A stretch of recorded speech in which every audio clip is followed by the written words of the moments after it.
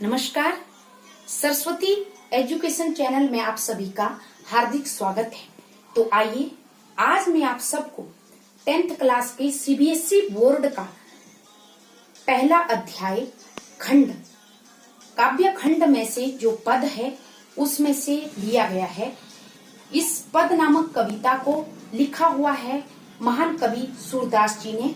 तो आज मैं आपको पद नामक कविता का सरल भाषा में हिंदी में सारांश बताना चाहती हूँ और आशा करती हूँ आप इसको ध्यान से सुनेंगे और अंत में मेरे सब्सक्राइब भी मेरे चैनल को आप जरूर करेंगे।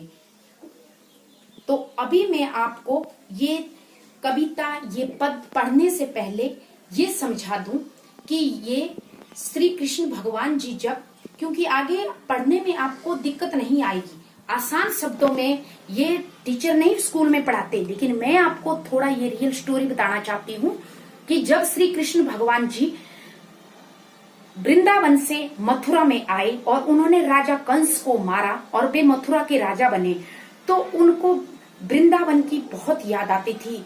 अपने नंद बाबा की, यशोदा मैया की, गोपियों की बहुत ज्यादा याद आती थी। वो अकेले में रोते थे। तो उनके एक परम मित्र थे उद्धव जी। तो ये पद नामक कविता उद्धव जी के ही ऊपर है और गोपियों के ऊपर। तो उद्धव जी से एक दिन कृष्ण भगवान बहुत रोए अकेले में, लेकिन उद्धव जी के पास रोना कृष्ण भगवान मतलब उद्धव जी को तो कुछ समझ में ही नहीं आया, क्योंकि उद्धव जी ज्ञानी तो बहुत ज्यादा थे लेकिन प्रेम के मामले में उद्धव जी बिल्कुल नहीं थे। तो कृष्ण भगवान ने सोचा कि क्यों ना उद्धव से ही प्रेम का संदेश योग का संदेश देकर मैं वृंदावन गोपियों के पास उनको भेजूं, ताकि उद्धव जी को भी प्रेम का संदेश मिले, इनके मन में भी प्रेम की भावना उजागर हो। तो अब मैं आपको पढ़ के सुनाती हूँ। जब उद्धव जी गोपियों के पास वृंदावन में गए तो उसके बाद में आगे सुनाती हूँ आपको। उद्धो तुम हो अति बड़भागी, अपरस रहत स्नेह तगाते, नाहिन मन अनुरागी। उद्धव का मतलब उद्धव जी, तुम हो अति होता है। पहले मैं आपको ये बता दूं कि जो हिंदी के वर्ड मीनिंग होते हैं, कठिन शब्द होते हैं, उनको ध्यान से पढ़े, पहले उनको लर्न कर लें आसान शब्दों में, फिर आप सरलार्थ बनाने में आपको आसानी होगी। बड़भागी का मतलब हुआ भाग्यवान।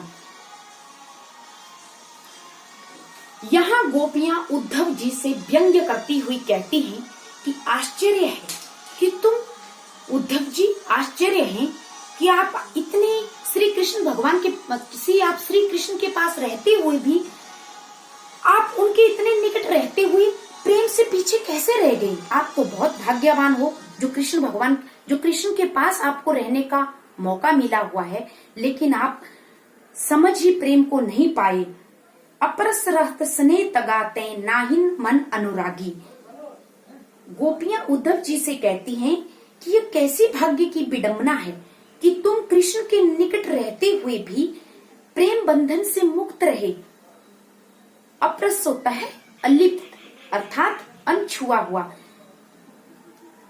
नाहिन मन अनुरागी, अनुरागी होता है प्रेम में लिप्त, कि आप प्रेम से अनभिज्ञ कैसे रह गए कृष्ण भगवान के पास रहते हुए भी।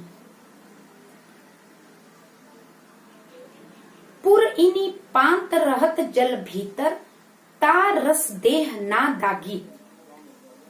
पुर इनी पात का मतलब हुआ कमल का पत्ता, जल भीतर हुआ जल के अंदर, तारस देह का मतलब शरीर और दागी का मतलब धब्बा या दाग। जिस प्रकार गोपियां कहती हैं कि जिस प्रकार पानी में कमल का पत्ता रहते हुए भी, पानी के अंदर रहते हुए भी वह पानी से अलग रहता है, पानी की एक बूंद भी कमल के पत्ते के ऊपर नहीं ठहरती, उसी प्रकार ज्यों जल माहम तेल की गागरी, बूंद ना ताको लागी। ज्यों जल, जिस प्रकार जल में तेल की गागरी हुआ, तेल का जो बर्तन होता है जिसमें तेल रखा जाता है, तेल की गागर मतलब मटकी, तेल की मटकी। गोपियां कहती हैं कि जिस प्रकार तेल की जो मटकी होती है उसको पानी में डुबोने पर भी उसके अंदर पानी की एक बूंद भी नहीं चिपकती। प्रीति नदी में पाँव ना बोरियो, दृष्टि ना रूप परागी। उसी प्रकार तुम भी कृष्ण के अति निकट रहते हुए भी प्रेम से सदा दूर रहे। प्रीति नदी में पाँव ना बोरियो, तुमने प्रीति नदी हुआ प्रेम रूपी नदी में, पाँव होता है पैर, तुमने बोरियो होता है डुबोया। प्रीति नदी में पाँव ना बोरियो, उसी प्रकार तुमने प्रेम की नदी में, कृष्ण रूपी प्रेम की नदी में अपना पाँव ही नहीं डुबोया। दृष्टि ना रूप परागी, तुम श्री कृष्ण, तुम्हारी कभी भी दृष्टि श्री कृष्ण के प्रेम को मुग्ध नहीं कर पाई। सूरदास अबला हम भोरी, गुर चंटी ज्यों पागी। सूरदास जी कहते हैं अबला का मीनिंग हुआ नारी या अबलाएं। हम भोरी, भोरी होता है भोली भाली। ज्यों पागी, गुड़ चाटी ज्यों पागी का मीनिंग हुआ गुड़ में चिपकी हुई चिंटियों की तरह। यहाँ पे सूरदास जी कहते हैं कि गोपिकाएं कहती है कि हम तो उसी प्रकार जैसे गुड़ में, हम तो भोली। सूरदास जी कहते हैं कि गोपियां उद्धव जी को कहती हैं कि हम तो बहुत भोली भाली अबलाएं हैं। हम तो उसी प्रकार जैसे गुड़ की चिंटियां होती हैं, वो गुड़ में चिपकते हुए जिस प्रकार वो गुड़ में लिपट के चिपटी रहती है, उसी प्रकार हम श्री कृष्ण के प्रेम में भी चिपटी हुई हैं। हम उनसे अलग नहीं हो सकती। मन की मन ही मांझ रही, कहिए जाई कौन पै उधो, नाहिम परत कही। गोपियां अपने प्रेम को श्री कृष्ण के समक्ष प्रकट ना करने के कारण बहुत दुखी हैं और कहती हैं कि हमारे मन की अभिलाषाएं, मन की मन ही मांझ रही, कि हमारे मन की जो मांझ होता है अभिलाषा, कि हम इच्छा, कि हमारे मन की जो अभिलाषाएं थी वो मन में ही दबकर रह गई। कहिए जाई कौन पे उधो, हम कहा अपने मन की व्यथा किससे जाकर कहें। कहिए जाई कौन पे उधो, हे उद्धव जी हम अपने मन की व्यथा को कहां जाकर कहें। नाहिम परत कही, नाहिम परत कही, कि हम अपने मन की व्यथा किससे जाकर कहें और प्रेम पीड़ा को दूसरों के सामने प्रकट भी नहीं कर सकती। नाहिम परत कही, परत मतलब दूसरों के सामने जाकर हम प्रकट नहीं कर सकती। परत मतलब प्रकट करना, कि हम अपने मन की पीड़ा को दूसरों के सामने प्रकट भी नहीं कर सकती। अवधि आधार आश आवन की, तन मन बीथा सही। अवधि आधार, अवधि का मतलब हुआ समय, और आश का मतलब हुआ आशा, आधार का मतलब हुआ आधार, आवन हुआ आगमन। तो गोपियां उद्धव जी से कहती हैं कि श्री कृष्ण के लौटने की मन में आशा संजोए हुए उनके आने की अवधि, उनके आने के समय को हम जीने का आधार बनाकर, उनकी जीने का आधार बनाकर, उनको जीने का आधार बनाकर, तन मन भी था सही, जीने का आधार बनाकर उनको तन मन से उनको याद करती थी। उनकी विरह की पीड़ा में हम जलती थी। अब इन जोग संदेशनी सुनी सुनी वीरहिनी विरह दही। जोग संदेशनी होता है योग संदेश, और विरहिनी होता है विरह की पीड़ा। गोपियां कहती हैं कि अब तुम उद्धव जी, तुम्हारे द्वारा योग का जो संदेश श्री कृष्ण ने हमारे लिए भेजा है, उसकी विरहनी विरह दही, दही हुआ बढ़ना। अब ये योग की पीड़ा और बढ़ रही है, हमसे सहन नहीं हो रही है। चाहती हुती गुहारी जीत ही तै, उत तै धार बही। चाहती हुती गुहारी हुआ यहाँ रक्षा के लिए पुकारना। बिरह पीड़ा में जलती हुई हमें अपनी रक्षा का जिनसे सहारा था, मतलब श्री कृष्ण से, कि एक दिन वो अवश्य आएंगे और हमारी रक्षा करेंगे, जिसे हम पुकार सकते थे, उसी की ओर से जित ही ते उत ही धार बही। अब उसी ओर से योग का संदेश आकर तो हमारी आशा ही टूट गई। सूरदास अब धीर धरही करो मर्यादा ना लही। सूरदास जी कहते हैं धर्महीन का मतलब यहाँ होता है धैर्य, और मर्यादा होता है यहाँ मर्यादा। तो सूरदास जी कहते हैं कि गोपियां व्यथित मन से उद्धव जी को व्यंग्य कसते हुए कहती हैं कि जिनके कारण हमने अपनी मर्यादाओं को तोड़ा छोड़ा, उन्होंने ही हमारी मर्यादा का पालन नहीं किया, और अब हम कैसे धैर्य धारण करें, अब तो हमारा धैर्य टूट चुका है। अब इससे अगला बताती हूँ। हमारे हरी हारिल की लकड़ी, हमारे हरिल हारी की लकड़ी, मन क्रम बचन नंद नंदन उर, यह दृढ़ करी पकड़ी। अब यहाँ गोपियां उद्धव जी से कहती हैं हारिल की लकड़ी, हरि हुआ विष्णु जी और हारिल की लकड़ी हुआ, हारिल नामक एक पक्षी होता है जो अपने पांव में लकड़ी को पकड़कर रखता है। तो गोपियां कहती हैं कि हमारे हरि हारिल की लकड़ी, मन क्रम बचन नंद नंदन उर, यह दृढ़ करी पकड़ी।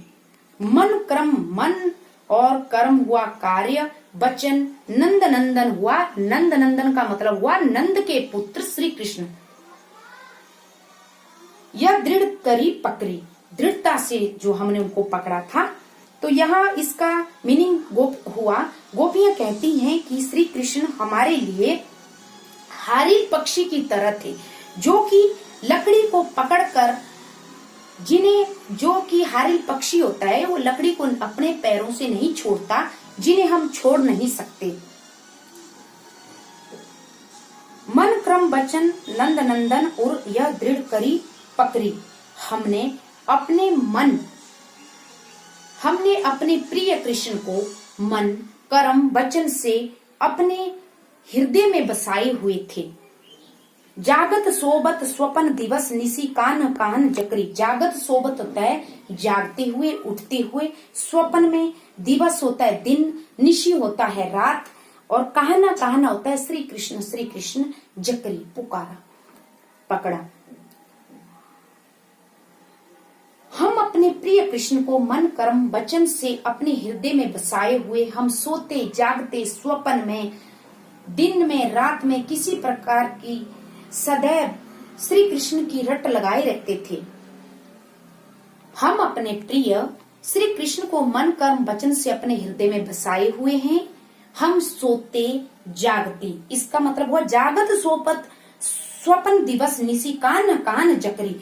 जागत सोबत मतलब हम सोते जागते स्वपन में दिन रात में श्री कृष्ण का ही रट लगाए हुए हैं। सुनत जोग लागत है ऐसो ज्यों करुई ककरी। अब तुम्हारे द्वारा जो जोग लागत होता है योग संदेश, अब तुम्हारे द्वारा जो योग का संदेश श्री कृष्ण के द्वारा जो तुमने योग का संदेश हमें सुनाया, ज्यों कड़वी ककड़ी। ज्यों कड़वी ककड़ी होता है जैसे कड़वी ककड़ी होती है, कि जैसे तो श्री कृष्ण ने हमें योग का संदेश तुम्हारे माध्यम से सुनाया, आपने ये श्री कृष्ण के माध्यम से हमें ये योग का संदेश सुनाया। गोपियां उद्धव जी से कहती हैं ये हमें ऐसा चुभ रहा है जैसे कि कड़वी ककड़ी खाने में कड़वी लगती है, एकदम ऐसी कड़वी लग रही है हमारे को। सू तो व्याधि हमको ले आए देखी सुनी ना करी। सू तो व्याधि जिसके प्रति किसी प्रकार की रुचि नहीं रहती, योग साधना तो हमारे लिए ऐसा रोग है। सू तो व्याधि, व्याधि होता है रोग, हमको ले आई, योग साधना हमारे लिए ऐसा रोग है जिसके बारे में ना तो पहले हमने कभी सुना था, देखी सुनी ना करी, ना तो हमने पहले सुना था ना कभी हमने देखा था। यह तो सूर तिन ही लय सौंपो जिनके मन चक्री। हे उद्धव जी, योग साधना का संदेश तो देना उचित है, पर दो उनको जिनका मन भटकता रहता है अर्थात घूमता रहता है चक्री के समान। हमारे लिए तो श्री कृष्ण अनन्य है, हमारे लिए तो श्री कृष्ण के अलावा और कुछ भी नहीं है। हमारे लिए योग का संदेश बिल्कुल बेकार है। तो अब अगला सरलार्थ में आपको पढ़ के सुनाऊं। हरि है राजनीति पढ़ी आए, समझी बात कहत मधुर के समाचार सब पाए। अर्थात गोपियां निसंकोच उद्धव जी से व्यंग्य कसती हुई कहती हैं कि हे भ्रम रूप उद्धव जी, अब तो श्री कृष्ण ने राजनीति पढ़ ली है। हरि है राजनीति पढ़ी आई, हरि मतलब श्री कृष्ण, कि श्री कृष्ण जी अब राजनीति पढ़ चुके हैं।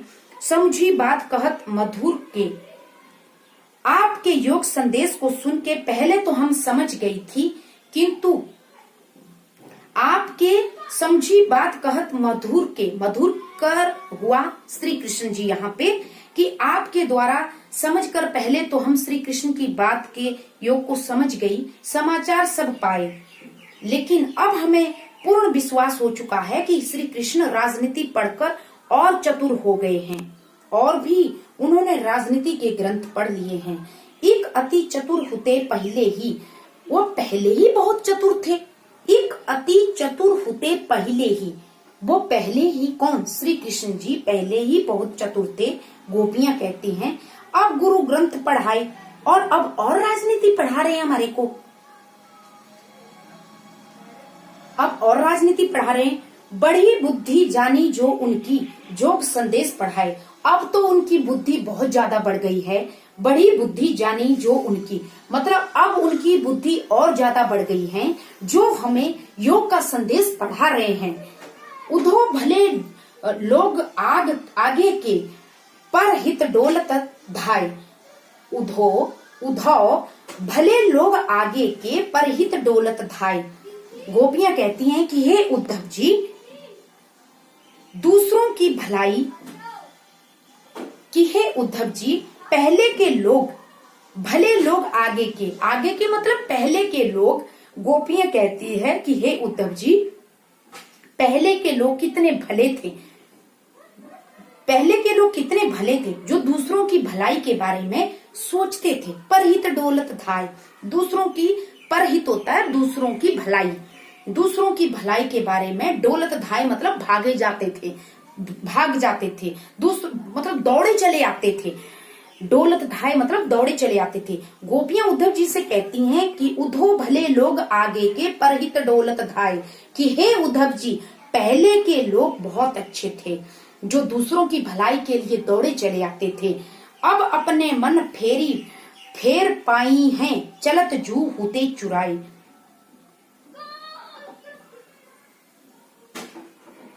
इतना सब जान लेने पर तो हम इतनी तो आशा करती हैं कि हमारे मन में श्री कृष्ण ने जाते समय हमारा मन चुरा लिया था। चलत जू होते चुराई, चलत जू होते चुराए मतलब हमारा मन, इतना तो अब हम जान गई कि श्री कृष्ण ने चलते हुए जो हमारा मन चुरा लिया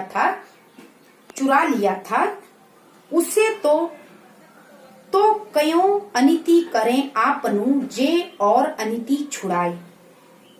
ते कयो अनिति करें आपनु जे और अनिति छुड़ाए। हम उसे तो अपना पुनः प्राप्त कर लेगी। आश्चर्य यह है कि जो दूसरों के साथ अन्याय कर रहे हैं तो क्यों अनिति करें आपनु। आपनु मतलब कि अनिति मतलब अन्याय, कि कृष्ण भगवान हमारे, कि श्री कृष्ण ने हमारे साथ अन्याय किया है। पहले तो हमारा दिल चुरा कर ले गए और अब हम अपना दिल बचाना जानते हैं। हमें इस अन्याय से जे और अनिति छुड़ाए। इस बेस्वयं अनिति के रास्ते पे अब क्यों चल पड़े? कौन? श्री कृष्ण जी अनिति के रास्ते पे क्यों चल पड़े? राजधर्म तो यह सुर जो प्रजा ना जाहिम स्ताई। राजधर्म वे प्रेम के स्थान पर योग संदेश भेजकर हम हमारे ऊपर क्यों अन्याय कर रहे हैं। गोपियां कहती हैं कि कृष्ण भगवान राजधर्म नहीं जानते क्या? उन्होंने प्रेम के स्थान पे हमारे लिए योग का संदेश आपके हाथों भिजवा दिया। उनको राजधर्म भी नहीं भूलना चाहिए। राजधर्म के अनुसार प्रजा को सताने वाला राजा भलाई का ध्यान नहीं रखना। राजधर्मानुसार प्रजा को ना सताकर उसकी भलाई का ध्यान रखना चाहिए श्री कृष्ण को, ना कि हम भोली भाली गोपियों को सताना चाहिए। तो ये था हमारा सरलार्थी पद नामक कविता का। आशा करती हूँ आपको समझ आया होगा। मैंने आसान शब्दों में आपको समझाने की कोशिश की। तो प्लीज मेरे चैनल को सब्सक्राइब करें। Thank you.